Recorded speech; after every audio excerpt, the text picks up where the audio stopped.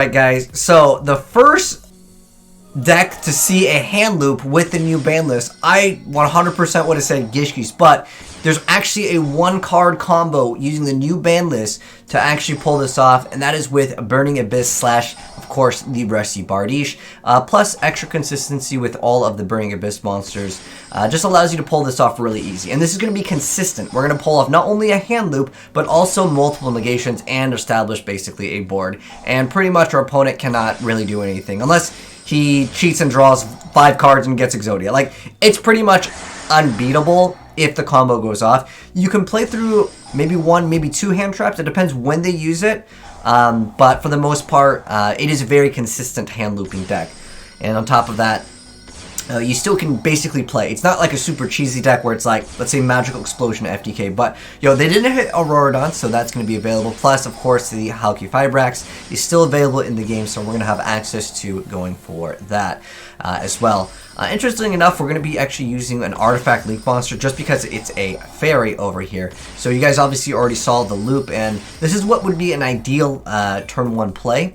You'd be able to have multiple negates, and then your opponent, remember, they have to top deck because we hand looped all of their cards. All the cards are now in the trash, aka the graveyard.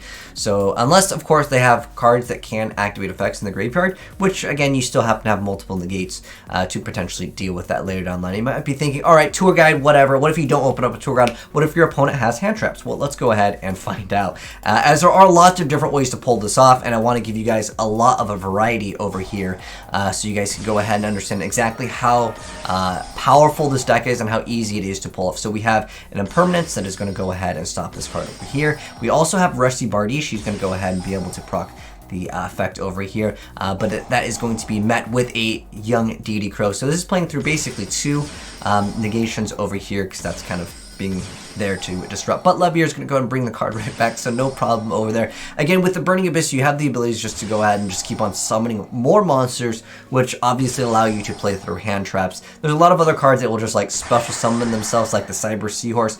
Now, I gotta mention this card that's kind of important. The thing that allows the loop to go off is Sky Scourge Norealis, which will be able to be searched out. So Sky Scourge has the effect where you pay 1,000 life points, and it sends everything on the field in both players' hands to the graveyard, and then you get to draw a card. This could even be used with, let's say, like Dark Ruler No More. You follow up with this play, and then your opponent still would technically, let's say, lose. I mean, yeah, you don't get to deal damage, but when they're top decking, when you have 2 negates, which is on average what you can do. But if you open up very optimal, you could still have those extra fog blades. This guy just quit before we even got to finish the combo over here. But again, I want to show you guys a lot of different ways to pull this off. There's actually a crazy one over here. This guy's got Ash Blossom, and he's also got a Veiler. He's also got the 3 tactical talents. Not that it matters, because he's going to be losing out all the cards. Anyway, so he not only gets hit by that Ash, he also gets Veiler. So another playing through double hand traps. Playing through triple is technically possible, maybe even 4. If you happen to have like all extenders, it would require tour guide, and more than likely they would have to like let tour guide's effect go through, which is probably not going to happen. But like I said, it's going to be a deck that is very consistent. So he even bounces back his own unicorn, going for this card because he needs the cards in the graveyard. Because you do have to have that effect to summon it to remove play 1 Light Fairy, which is the Artifact Link, and on top of that, 3 Dark Fiend type monsters in the graveyard. Heck, I was even thinking you could even go a step further, go for the Artifact, and then go ahead and lock your opponent out of the extra deck too. Not that it's necessary, but again, I'm going to go ahead and show you guys more stuff here. New Monarchs over here. I think Monarchs are a little bit outdated, honestly, but that's just the way it goes sometimes with some decks. They just get outclassed by, of course, the speed of the metagame. But yeah, putting Rusty Bardiche back into the game I think might have been a mistake. But I'll also kind of explain how the deck works, as we've been kind of seeing it, but I know sometimes it's a little fast here. So Levier is always fantastic to bring back your extra cards as well. But yeah, so the only reason why you make this card, technically this card has an effect where if another card on the effect is activated, you can set an artifact instantly. But on top of that, it doesn't really matter because you just want it there because it's an easy fairy that you throw in the extra deck. So Union Carrier lets you equip a card, and that card is the Doom Dog Ostros over here. So if it's sent from the field to the graveyard, you get to add a level 8 Fiend type monster from your deck to your hand. Obviously, if you draw the card, well then you don't need to add it. No problem. Easy. You go ahead and fusion for this just so you can have all these things just basically just thrown into the graveyard for you. It doesn't matter what you make because they're going back to the grave anyways. And then you instantly go ahead and have this play where you're going to have a follow-up with Tour Guide, Fog Blade. This guy quit. Obviously, no explanation needed. If you loop someone after they have multiple hand traps, yeah, they're going to be pretty salty, and I don't blame them for leaving on that. So again, there's lots of extenders in here. There's C Archiver, there's Recover over here. I know we lost our boy Jet Synchron. Press F in the comments to pay respects, but there's a lot of extenders here. C Archiver and Recover are excellent ones, and then like all the BA monsters. And if you open up with one of the Phantom Knights too, and you happen to have another one where it lets you special summon as long as you control one, which Boots lets you too.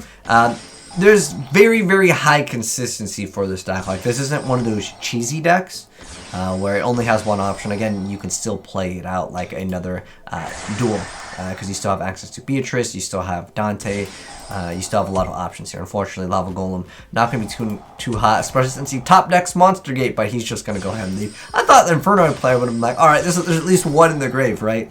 Nah, it doesn't really matter. But yeah, this is a very powerful deck, and I think a lot of people will be running this, as the tech is just like a couple extra cards, and obviously if you go first, you have that huge chance of winning, even if your opponent has 2 hand traps. So it can definitely play through things. But anyways, here is the deck profile, but I gotta give a shout out to my homie Eiza over here for hooking me up with this early build. So if you guys are wondering what the new changes are on the ban list, obviously you guys can see it real easy right here. So the newest changes are double Seer, and also we happen to have double Graph over here, and then Tour Guide's going to 3, but what allows all the shenanigans with the extra summoning of the monster with the new ban list, the Rusty Bardiche over here being able to send 1 and then set another card, so you'll be able to get a lot more consistency over here. And again, you can tactically have those extra Fog Blades to add even more negations. Technically, you can get like 4.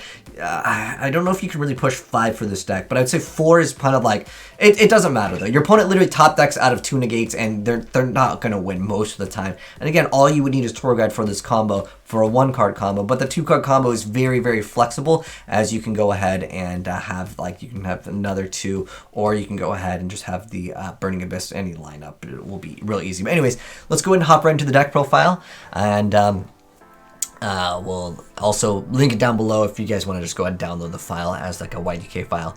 But anyways, we got Sky Scourge Noyalis, we got 2 copies of the Mecha Phantom Beast Coltwing, we have 1 copy of the Barbar, get that extra burn damage, you never know, 2 copies of Seer, 1 copy of Calcab, 2 copies of Libic, and then 1 copy of Elk, and then we have 1 copy of Dragig, and then 2 copies of Farfetch'd, 2 copies of Graph, 3 copies of Tour Guide, and 2 copies of Skarm, 1 copy of the Phantom of Night's Ancient Cloak, 2 copies of Doomdog Othros, 1 copy of Sea Archiver, 2 copies of Silent Boot, and then we have 2 copies of Rubik, 3 copies of Plague Spreader Zombie. This lets you kind of have that additional follow-up play when you go ahead and blow up.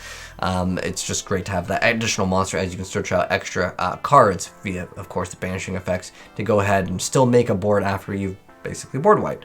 And then we have 3 copies of Recover over here, which is basically it's kind of like, it's the closest thing you'll have to Jet Synchron, because you're going to go through your extra deck, and all you have to do is you pay 2,000 life points, and then you get to go ahead and resummon this card from the graveyard. You can only use the effect of it once per turn, so keep in mind it's not once per duel, that's just once per turn, so it's actually really good for that, but it's usually only great going first, because obviously if your opponent uses a bunch of extra deck cards, not going to be too good. There was technically that Monarch player that had none of their extra deck, but it didn't really matter in that duel. Then we have Dustbot 001. We also have the Perform Pal Popper Up. This is a fantastic card. You will have to pay some additional life points. You guys didn't get to see it in the duel, but basically it lets you go ahead and throw a bunch of cards into the graveyard, which can all get their little bonus activations effects. And then on top of that, you're going to be able to draw a bunch of extra cards. And then we have the Foolish Boreal, and then we have the Shade Brigandine, and then 2 copies of the Fog Blade. And then for the extra deck, we've of course got the World Chalice, Guard Dragon, Al Marduk. The only time you really summon this is, of course, for the effect of just getting those extra cards into the graveyard. And then we have the Savage Dragon over here. And then we got F.A. Dawn Dragster, we got Quandax, and then Beatrice, which it's only usually used for grand games. We have Leviair, we have Dante, and Access Code Talker, again, another card more course, for grind games. The unicorn did come out. We balanced it back so we could get all the cards required. And then we have, of course, the card that makes everything possible off the ban list, the Rusty Bardiche. And then we've got Auroradon. Dagda over here is just, again, for, of course, it being a fairy. And then we've got Halki Fibrax, Union Carrier, for, of course, equipping the Ostros over here. And then we, of course, have Turbine, which is the final card to round off the deck. But anyways, really cool deck over here. I like it. You built it super fast. When I saw in the email that you sent in something with a hand loop, I was like, all right, I knew someone's going to make issues broken, but I'm sure that will come out very soon. But shout outs, and once again, and thanks for hooking me up with the deck profile. I'll leave them down below. Guys, go check them out and give them a follow. Give them some support. And if you guys are new here, make sure you guys subscribe, turn on that bell so you don't miss out on more cool Yu-Gi-Oh replays as well as deck profiles like this one over here with, of course, that new ban list coming out. If you guys want to send in any, feel free to go and do so. I still haven't had a Gishki one, but it'll be there soon. But anyways, take care, guys, and I'll catch you in the next video. And we're out. Peace.